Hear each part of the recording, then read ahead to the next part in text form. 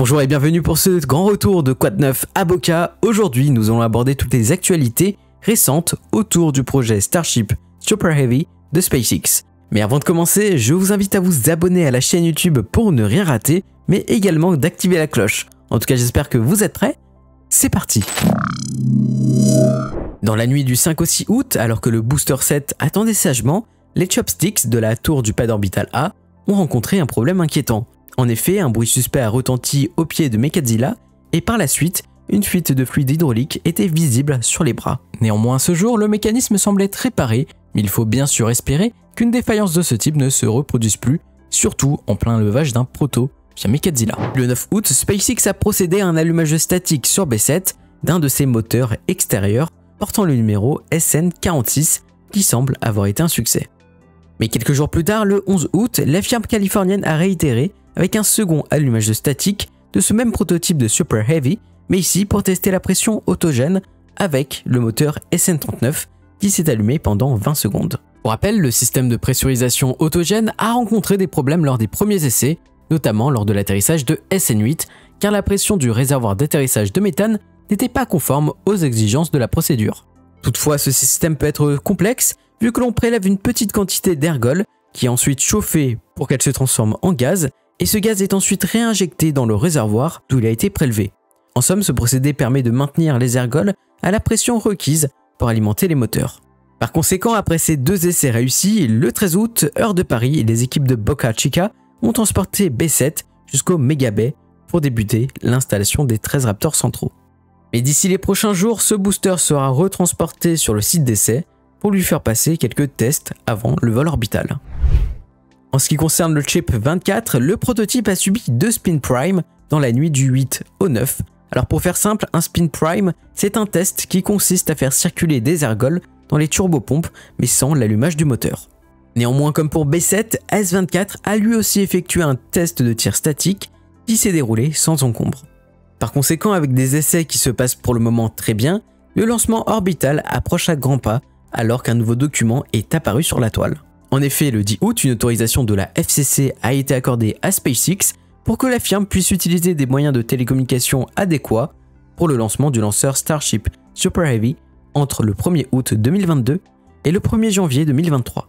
Face aux autorisations accordées pour le décollage, ce qui reste logique, nous pouvons observer que l'explication comporte le terme « opération de récupération expérimentale » et ainsi, on peut se poser une question, c'est est-ce que SpaceX va tenter de récupérer le Booster 7 via la tour depuis Starbase? En tout cas, ce qui est certain, c'est que les essais vont continuer sur les prochaines semaines et selon le calendrier de fermeture de la route principale, nous avons une nouvelle vague d'essais qui devrait débuter aujourd'hui, c'est-à-dire le 17 août dès 16h. Néanmoins, les dates du 18 et du 22 août sont tout de même signalées. Mais pendant ce temps, sur le site de production, le Noscone de S25 a été placé sur sa section. Ainsi, la coiffe de Ship 25 est en pleine inspection, surtout les tuiles du bouclier thermique qui restent plutôt importantes pour la rentrée atmosphérique. Du côté de son petit frère, le dôme supérieur de S28 a été aperçu sur le site de production et comme vous pouvez le voir, il y a très peu d'irrégularités grâce à ces lamelles verticales qui permettent d'augmenter la solidité de la structure tout en simplifiant le travail lors de la production. Mais dans un second temps, nous avons également pu voir la section de la coiffe de S28, la section centrale du réservoir d'oxygène liquide du chip 26, ainsi que la section supérieure complète de S25. Pour rappel, le dôme supérieur est la cloison fermant le réservoir de méthane situé en haut du Starship. De plus, le photographe Kevin Randolph a pu capturer avec son appareil le tuyau de descente de méthane du même prototype. En parlant de S26, sa section commune a été aperçue lors d'une manœuvre de retournement et prochainement ce segment sera empilé sur la section Midlocks lorsque les équipes commenceront à assembler le réservoir d'oxygène liquide du prototype. Puis pour terminer sur cette partie de fabrication, nous avons vu la section de poussée de B10 qui est sortie quelques heures avant de retourner dans une tente de production. Néanmoins, son dôme supérieur a lui aussi été aperçu. Sinon, à plusieurs kilomètres sur la côte est, au Kennedy Space Center, le 6e segment de la tour Mechadzilla du pad LC39A a été ajouté. Et plus récemment, le 16 août, la 7e partie a été transférée sur l'aire de lancement pour être prochainement placée.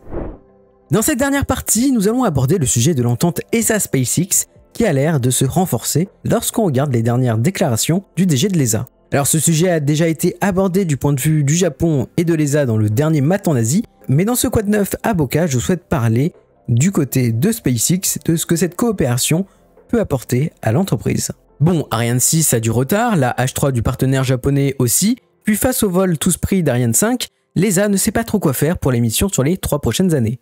Pour combler ce manque vu qu'H3 n'est pas là, eh bien l'ESA pourrait opter pour des missions de lancement de satellites ou de d'autres engins non vivants via Falcon 9.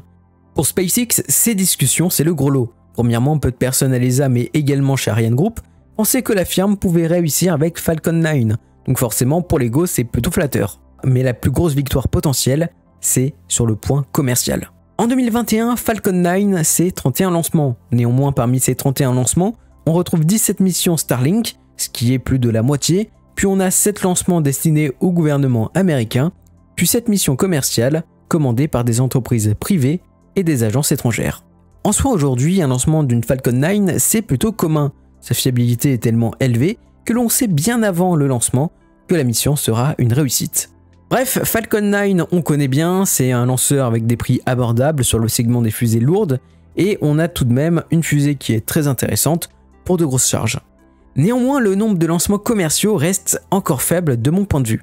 Aujourd'hui, on sait tous très bien que SpaceX a les infrastructures et la capacité de production / réutilisation pour augmenter la cadence de tir autour de Falcon 9. Mais d'une autre part, le marché des lanceurs se ferme. Avec les startups européennes et asiatiques en pleine ascension, les entreprises de ces continents opteront plus pour des lanceurs légers locaux que pour un lanceur lourd américain qui est en soi pour eux à l'étranger, sauf bien sûr pour quelques missions spécifiques. Donc il faut très vite comprendre que SpaceX va perdre des parts de marché du côté des charges légères d'ici les prochaines semaines, les prochains mois et les prochaines années. Néanmoins, les agences comme le CARI, la JAXA et l'ESA sont, elles, face à cette pénurie de lanceurs lourds, sur une période court terme. Mais finalement, ce malheur fera certainement le bonheur de SpaceX. Parce que si les discussions entre l'ESA et l'entreprise de Musk se transforment en commande de Falcon 9, eh bien l'objectif de SpaceX ne sera pas d'avoir 3-4 commandes sur le court terme, mais de sceller un partenariat sur le long terme. L'entreprise doit rendre accro l'ESA à Falcon 9, et SpaceX doit fidéliser l'ESA quoi qu'il en coûte. Alors vous allez peut-être me dire, Matt, tu déconnes, mais elle le fera, parce que l'objectif de SpaceX, c'est de générer un chiffre d'affaires. Et comme on le sait, l'argent est l'essence d'une entreprise. Alors personnellement, ça reste mon avis, mais je ne suis pas trop fan des discussions entre SpaceX et l'ESA. Je préfère voir les fonds des États membres de l'agence européenne investis dans des projets européens pour résoudre cette pénurie sur le court, moyen et long terme. Maintenant, il faut l'admettre, il est vrai que l'agence n'a pas vraiment le choix, mais attention à ce côté addictif. La facilité est à fuir. Je vais vous le dire, mais je pense vraiment qu'il est important de booster le développement des startups aérospatiales européennes, mais également de favoriser la création de d'autres grands groupes européens pour concurrencer Ariane Group, car les agences européennes ne peuvent pas dépendre des retards de ce groupe. Alors c'est vrai, la souveraineté, l'indépendance, c'est difficile, mais on doit le faire. Non pas parce que c'est facile, mais justement parce que c'est difficile. Et ça, la Corée du Sud et la Chine l'ont compris. Mais malheureusement, pas l'Europe. Voilà, c'est la fin de cette vidéo, merci de l'avoir suivi. Si vous avez des questions, n'hésitez pas à les mettre en commentaire, je serai heureux de vous aider. Vous pouvez également me retrouver sur les réseaux sociaux, Twitter, Instagram, Discord, TikTok, les liens sont en description. Et moi je vous dis à très vite pour de nouvelles aventures. C'était Matt sur Mars, allez bye.